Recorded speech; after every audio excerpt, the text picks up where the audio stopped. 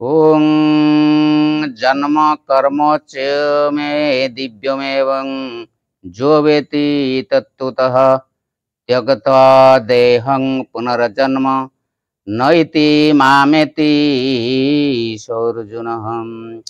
हे अर्जुन, मोर जन्म एवं कर्म दिव्य अर्थात निर्मल एवं अलौकिक बोली जो मनुष्य तत्त्वतः जानिपारे से शरीर त्याग करी पुनर्जन्म पाए नाही, से मते ही पाई थाए।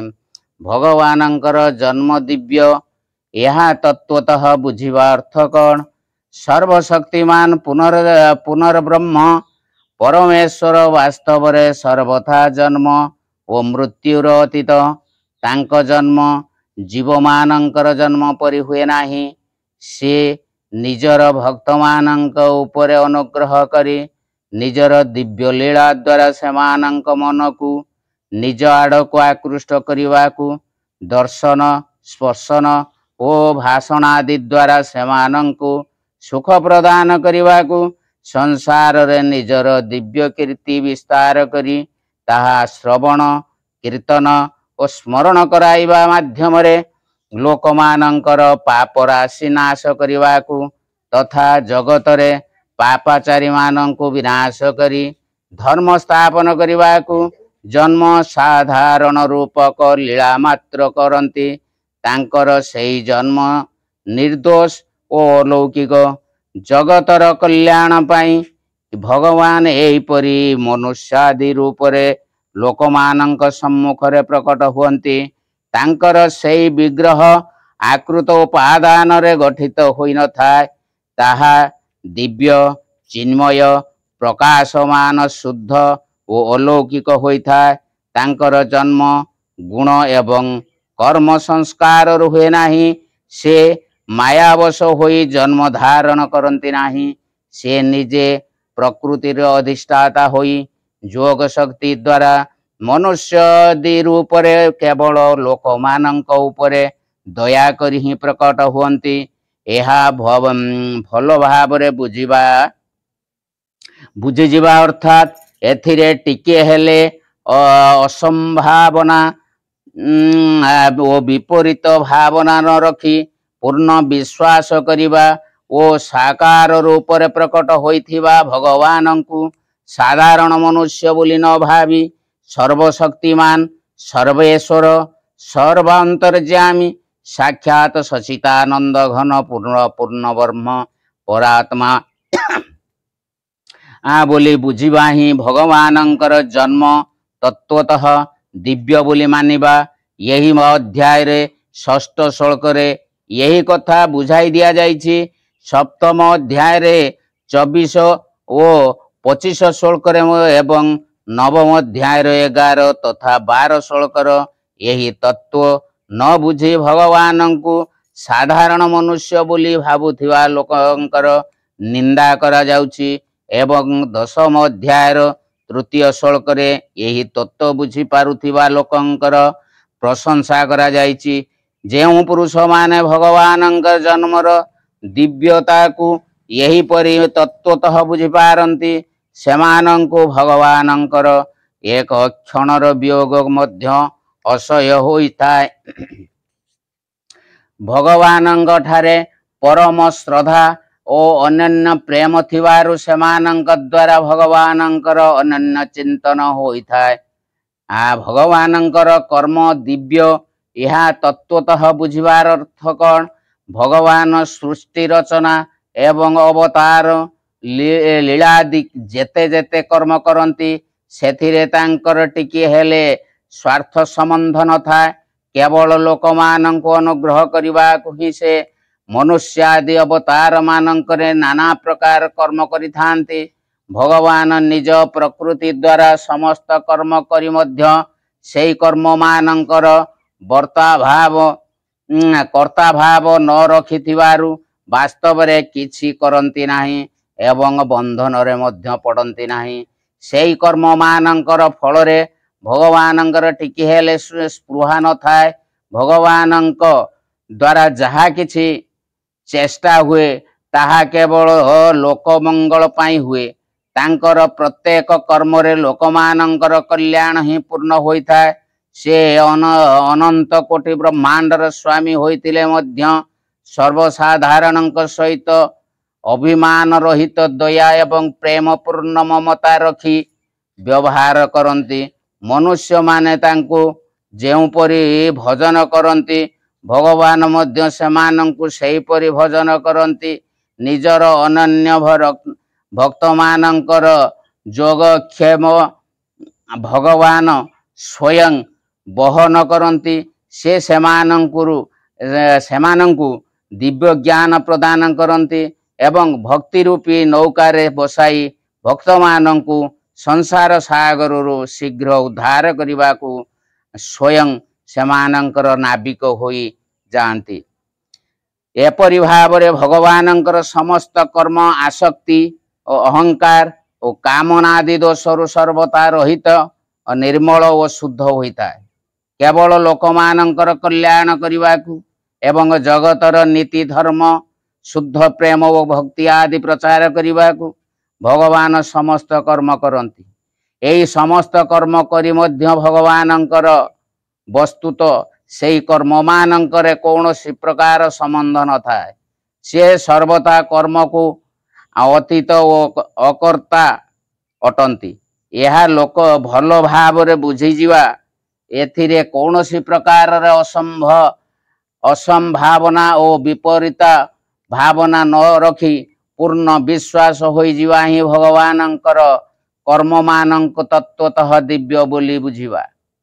यही परि जानिजिवा परे सेही जानिबा लोकंकर कर्म मध्य शुद्ध और अलौकिक होइथाय। अर्थात से मध्य समस्तंक सहित दया समता धर्म नीति विनय एवं निष्काम प्रेम भाव रखी व्यवहार करते।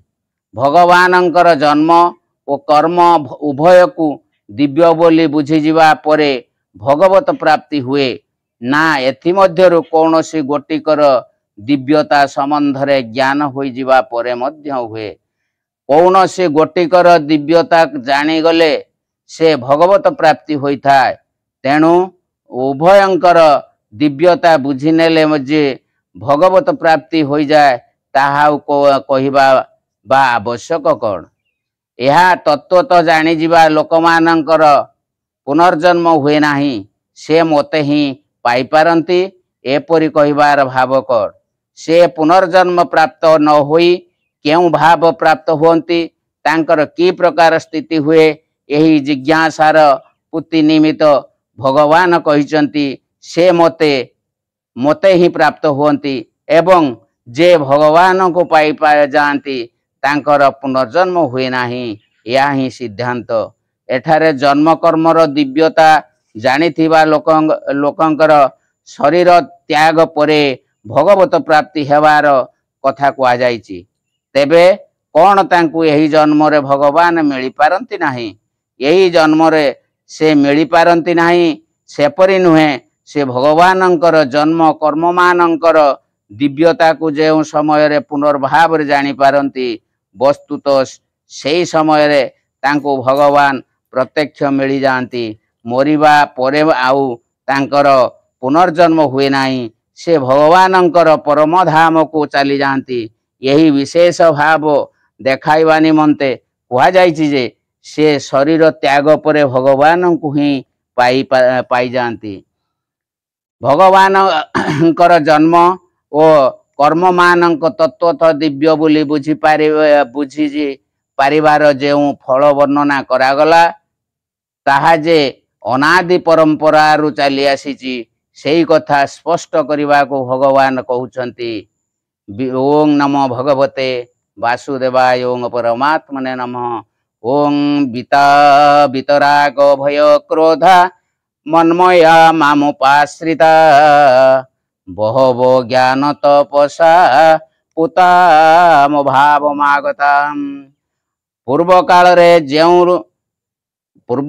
काल रे भी जेउ मानंकर राग और भय और क्रोध सर्वदा नष्ट हो जाइथिला एवं जेउ माने मोठारे अनन्य प्रेम पूर्वक तन्मय होई रहिथिले ମୋତେ ଆଶ୍ରୟ କରି ରହିଥିବା ସେହି ସବୁ ଭକ୍ତ ଉପରୋକ୍ତ ଜ୍ଞାନ ରୂପକ ଓ ତପ ଦ୍ୱାରା ପବିତ୍ର ହୋଇ ମୋର ସ୍ୱରୂପ ପ୍ରାପ୍ତି ହୋଇସାରିଛନ୍ତି। ବିତରାଗ ଭୟ କ୍ରୋଧ ପଦ ଯେଉଁ ପୁରୁଷମାନଙ୍କ ବାଚକ ଏବଂ ଏଠାରେ ଏହି ବିଶେଷଣ ପ୍ରୟୋଗ ଭାବ କ'ଣ? ଆସକ୍ତିର ନାମ ରାଗ। କୌଣସି ପ୍ରକାର ଦୁଃଖର ସମ୍ଭାବନାରେ ଅନ୍ତଃକରଣରେ ଯେଉଁ ବ୍ୟାକୁଳତା ଜାତ ହୁଏ ସେହି ବିକାରର ନାମ ଭୟ ଏବଂ ନିଜର ଅପକାର କରୁଥିବା ଲୋକ ଉପରେ ତଥା ନୀତି ବିରୁଦ୍ଧ ବା ନିଜର ମନର ବିରୁଦ୍ଧ କଥା କହୁଥିବା ଲୋକ ପ୍ରତି ଜାତ ହେଉଥିବା ଉତ୍ତେଜନାପୂର୍ଣ୍ଣ ଭାବର ନାମ କ୍ରୋଧ। ଯେଉଁ ପୁରୁଷମାନଙ୍କ ଠାରେ ଏହି ତିନୋଟି ବିକାର ସର୍ବଦା ଲୋପ ହୋଇଯାଇଛି, ବିତରାଗ ଭୟ କ୍ରୋଧ ପଦଟି ହେଉଛି ସେହିପରି ପୁରୁଷମାନଙ୍କର ବାଚକ। ଭଗବାନଙ୍କର ଦିବ୍ୟ ଜନ୍ମ ଓ କର୍ମମାନଙ୍କର ତତ୍ତ୍ୱ ବୁଝିପାରିଥିବା ମନୁଷ୍ୟମାନଙ୍କର ଭଗବାନଙ୍କ ଠାରେ ଅନ୍ୟାନ୍ୟ ପ୍ରେମ ହୋଇଯାଏ। ତେଣୁ ଭଗବାନଙ୍କୁ ଛାଡ଼ି ଅନ୍ୟ କୌଣସି ପଦାର୍ଥରେ ସେମାନଙ୍କର ଟିକିଏ ହେଲେ ଆସକ୍ତି ରହେ ନାହିଁ।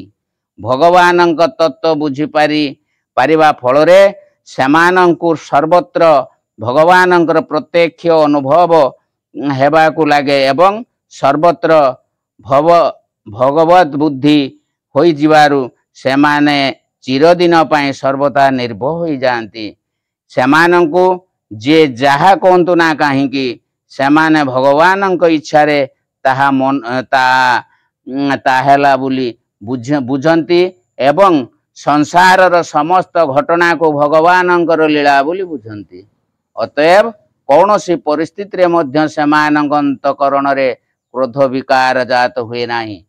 ଭଗବାନଙ୍କ ଜନ୍ମ ଏବଂ କର୍ମମାନଙ୍କର ଏପରି ତତ୍ତ୍ୱ ଜାଣିଯିବା ଭକ୍ତମାନଙ୍କ ଠାରେ ଭଗବାନଙ୍କ ଦୟାରୁ ସକଳ ପ୍ରକାର ଦୁର୍ଗୁଣ ସର୍ବଦା ନାଶ ହୋଇଯାଏ। ଏହି ଭାବ ଦେଖାଇବାକୁ ଏଠାରେ ବିତରାଗ ଭୟ କ୍ରୋଧ ବିଶେଷଣ ପ୍ରୟୋଗ କରାଯାଇଛି। ମନ୍ମୟାର ଭାବ କ'ଣ? ଭଗବାନଙ୍କର ଠାରେ ଅନ୍ୟାନ୍ୟ ପ୍ରେମ ହୋଇଯିବାରୁ ଯେଉଁମାନଙ୍କୁ ସର୍ବତ୍ର ଏକମାତ୍ର ଭଗବାନ ହିଁ ଦେଖିବାକୁ ମିଳନ୍ତି, ମନ୍ମୟା ପଦଟି ହେଉଛି ସେଇମାନଙ୍କର ବାଚକ। ଏହି ବିଶେଷଣ ପ୍ରୟୋଗ କରି ଏଠାରେ ଦେଖାଇ ଦିଆଯାଇଛି ଯେ ଭଗବାନଙ୍କର ଜନ୍ମ ଓ କର୍ମମାନଙ୍କୁ ଦିବ୍ୟ ବୋଲି ବୁଝି ଯେଉଁମାନେ ଭଗବାନଙ୍କୁ ଚିହ୍ନି ପାରନ୍ତି ସେହି ଜ୍ଞାନୀ ଭକ୍ତମାନଙ୍କର ଭଗବାନଙ୍କ ଠାରେ ଅନନ୍ୟ ପ୍ରେମ ହୋଇଯାଏ। ତେଣୁ ସେମାନେ ନିରନ୍ତର ଭଗବାନଙ୍କ ଠାରେ ତନ୍ମୟ ହୋଇ ରହନ୍ତି ଏବଂ ସର୍ବତ୍ର ଭଗବାନଙ୍କୁ ହିଁ ଦର୍ଶନ କରନ୍ତି। ମାମୁପାଶ୍ରିତାର ଭାବ କ'ଣ? ଯେଉଁମାନେ ଭଗବାନଙ୍କ ଶରଣ ନିଅନ୍ତି ସର୍ବଦା ତାଙ୍କ ଉପରେ ନିର୍ଭରଶୀଳ ହୋଇଯାଆନ୍ତି, ସର୍ବଦା ତାଙ୍କ ଠାରେ ସନ୍ତୁଷ୍ଟ ରହନ୍ତି। ଯେଉଁମାନଙ୍କର ନିଜ ପାଇଁ କିଛି ମଧ୍ୟ କର୍ତ୍ତବ୍ୟ ନଥାଏ ଏବଂ ଯେଉଁମାନେ ସବୁକିଛି ଭଗବାନଙ୍କର ବୋଲି ବୁଝି ତାଙ୍କ ଆଜ୍ଞା ପାଳନ ଉଦ୍ଦେଶ୍ୟରେ ସମସ୍ତ କର୍ମ ସେବା ରୂପରେ କରନ୍ତି। ମାମୁପାଶ୍ରିତା ପଦଟି ହେଉଛି ସେପରି ପୁରୁଷମାନଙ୍କର ବାଚକ। ଏହି ବିଶେଷଣ ପ୍ରୟୋଗ କରି ଏଠାରେ ଦେଖାଇ ଦିଆଯାଇଛି ଯେ ଭଗବାନଙ୍କର ଜ୍ଞାନୀ ଭକ୍ତମାନେ ସବୁ ପ୍ରକାରର ତାଙ୍କର ଶରଣାପନ୍ନ ହୋଇଯାଆନ୍ତି। ସେମାନେ ସବୁବେଳେ ଭଗବାନଙ୍କ ଉପରେ ନିର୍ଭର କରି ରହନ୍ତି। ସେମାନଙ୍କ ଠାରେ ଶରଣାଗତର ସମସ୍ତ ଭାବ ପୂର୍ଣ୍ଣ ବିକଶିତ ହୁଏ। ଜ୍ଞାନ ତପସ୍ୟା ପଦର ଅର୍ଥ ଆତ୍ମଜ୍ଞାନ ରୂପକ ତପ ବୋଲି ନ ମାନି ଭଗବାନଙ୍କ ଜନ୍ମ କର୍ମର ଜ୍ଞାନ ବୋଲି ମାନିବାର ଅଭିପ୍ରାୟ କ'ଣ? ଏବଂ ସେହି ଜ୍ଞାନ ତପ ଦ୍ୱାରା ପବିତ୍ର ହୋଇ ଭଗବାନଙ୍କର ସ୍ୱରୂପ ପ୍ରାପ୍ତ ହୋଇଯିବାର ଅର୍ଥ କ'ଣ?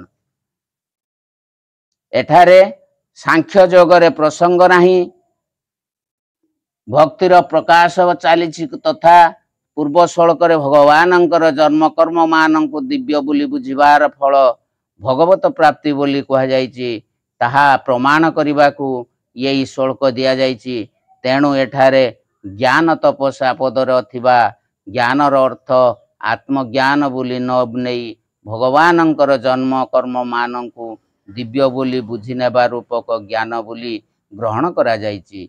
यही ज्ञान रूपक तपर प्रभाव रे मनुष्य भगवान ठारे अनन्य प्रेम हो जाए, तार समस्त पाप ताप नष्ट हो जाए, अंतकरण रे समस्त प्रकार दुर्गुण सर्वथा नाश पाई जाए एवं समस्त कर्म भगवानंकर कर्म परि दिव्य हो जाए तथा से केबे भी भगवान ठारू अलगा होई पारे नाही। ताहा समकक्ष भगवान सर्वदा प्रत्यक्ष होई रही थांती। या ही ज्ञान रूपक तप द्वारा पवित्र होई भगवत स्वरूप प्राप्त हो जिवा। पूर्व श्लोक रे भगवान कहिचंती मोर जन्म कर्म मानक जो माने दिव्य बोली तत्वतः जानी पारंती सेई अनन्य प्रेमी भक्त मानक मोर प्राप्ति होई थाए। यहा उपरे प्रश्न हुए सेमानंकु आपण केउ परि ओ केउ रूप रे मिलंती ताहा यहा उपरे भगवान कहउचंती जे ओं नमो भगवते वासुदेवाय ओं परमात्मने नमः। ओं जे जथा मां प्रपद्यन्ते तांस्तथैव भजाम्यहम् मम वर्तानुवर्तन्ते मनुष्याः पार्थ सर्वशः। हे अर्जुन, जो भक्त माने मते जो परि भजन करंती मु सेमानंकु सेही परि भजन करे। कारण मनुष्य माने सबु प्रकार रे मोर ही मार्ग अनुसरण करंती।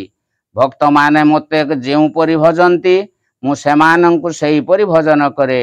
एही कथार अभिप्राय कौन? यहा द्वारा भगवान कहिचंती मो भक्त मानंकर भजन विभिन्न प्रकार होई थाए। निज निजर भावना अनुसारे भक्त माने मोर पृथक पृथक रूप रे उपासना करंती एवं निज निजर भाव अनुसारे मते भजन स्मरण करंती।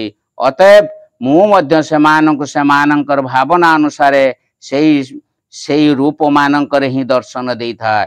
श्री कृष्ण विष्णु रूप रे उपासना करुथिबा लोकंकु मु विष्णु रूप रे, श्री राम रूप रे से उपासकंकु मु से राम रूप रे, श्री कृष्ण रूप रे उपासकंकु कृष्ण रूप रे एवं शिव रूप रे उपासकंकु शिव रूप रे, श्री जगन्नाथ रूप रो उपासकंकु जगन्नाथ रूप रे, देवी रूप रो उपासकंकु देवी रूप रे एवं निराकार सर्वव्यापी रूप रो उपासकंकु निराकार सर्वव्यापी रूप रे मुन मिले। सेही परि जो माने मत्स्य कर्म कूर्म नृसिंह वामन आदि अन्यान्य रूप रो उपासना करंती मु सेमानंकु सेही रूप रे दर्शन देई उद्धार करि दिए। या छड़ा सेमाने जेपरि ओ जेउ भाव रे मोर उपासना करंती मु सेमानंकु सेही परि सेही भाव रे अनुसरण करे। जेउ माने मते चिंतन करंती सेमानंकु मु चिंतन करे। जेउ माने मो पाई व्याकुल होंती मु मध्य सेमानंक पाई व्याकुल होई जाए। जेउ माने मो वियोग सही पारंती नाही मु मध्य सेमानंकर वियोग सही पारे नाही। जेउ माने मते निजर सर्वस्व अर्पण करि दियंती सेमानंकु मोर सर्वस्व अर्पण करि दिए। जेउ माने गोपाल बालकंक परि मते निजर सखा मन करंती मु भजन करंती सेमानंक सहित मु मित्रता करि व्यवहार करे। जेउ माने नंद जशोदांक परि मते पुत्र बोली धरि नै भजन करंती सेमानंक सहित मु मध्य पुत्र परि व्यवहार करे सेमानंक कल्याण करे। ठीक सेही परि रुक्मिणींक परि मते जे पति बोली बुझी भजन करुथिबा लोकंक सहित पति परि हनुमानंक परि मते प्रभुंको बुझी प्रभु बोली बुझी भजन करुथिबा लोकंक सहित प्रभुंक परि एवं गोपी मानंक परि माधुर्य भाव रे भजन करुथिबा लोकंक सहित प्रियतम परि व्यवहार करी मु सेमानंक कल्याण करे एवं सेमानंकु दिव्य लीला रस आस्वादन करी कराई थाए। मनुष्य माने सबु प्रकार रे मोर मार्ग ही अनुसरण करंती।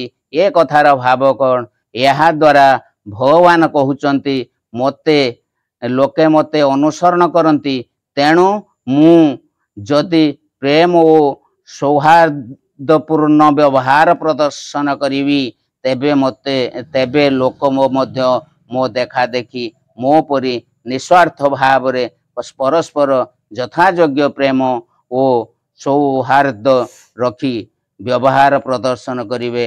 ଅତଏବ ଜଗତରେ ଏହି ନୀତିର ପ୍ରଚାର ନିମିତ୍ତ ମଧ୍ୟ ଏପରି କରିବା ମୋର କର୍ତ୍ତବ୍ୟ। କାରଣ ଜଗତରେ ଧର୍ମ ସ୍ଥାପନା ପାଇଁ ହିଁ ମୁଁ ଅବତାର ଧାରଣ କରିଥାଏ। ଯଦି ଏପରି ହୋଇଥାଏ ତେବେ ଲୋକେ ଭଗବାନଙ୍କୁ ଭଜନ ନ କରି ମଧ୍ୟ ଦେବତାମାନଙ୍କୁ ଭଜନ୍ତି କାହିଁକି?